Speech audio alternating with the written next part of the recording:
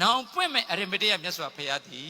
ပသိမ်ရန်ကုန်အဲ့ဒီညီဝန်းကျင်တာဖြစ်လိမ့်မယ်တို့ဗမာပြည်ထဲဖြစ်လိမ့်မယ်နောင်ပွင့်မဲ့ဘုရားဘသူပြောလဲဓမ္မစီပြောခဲ့တယ်မှတ်တမ်းနေကုန်ရှိတယ် tectonic plate တွေဆရာတော်မှတ်တမ်းနေကုန်ရှိတယ်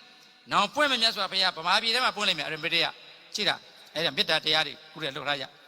အဲ့ဒီမတေးရှိပွင့်လို့မြန်မာပြည်ကမိန်းမတယောက်ကြည့်မှာပေါ့အဲ့မိန်းမဟိုးတုတိတာမှာ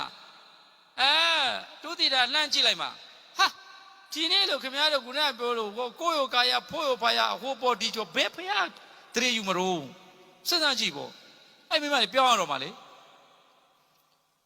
ပေါ်တယ်လို့ချော်တယ်လို့ငေါ်တယ်လို့နဲ့မာယာသားထဲရလှုပ်တဲ့မိမမျိုးဘယ်ဖျားအရင်မရိယာလောဘလို့တရေခမလဲဒါမိမတယောက်ပဲလိုတယ်လို့ပြောတာအဲ့ one mother can be change the world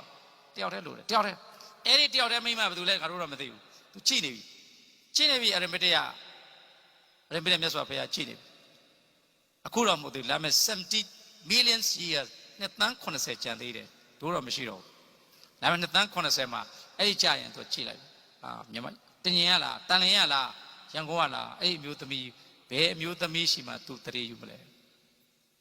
အရမတေယသိရတဲ့မင်းသားမဲတော်မရောက်ချိတာပေါ့ဟုတ်ဗျာဖះမဲတော်ဖြစ်မဲ့လူလေအဲ့ဖះမဲတော်မဖြစ်တဲ့မလို့တန်လင်ရများဖြစ်လိုက်ပေါ့စိတ်ကောင်းပေါ့အရမတေယရဲ့မဲတော်လားဟာ one mother one teacher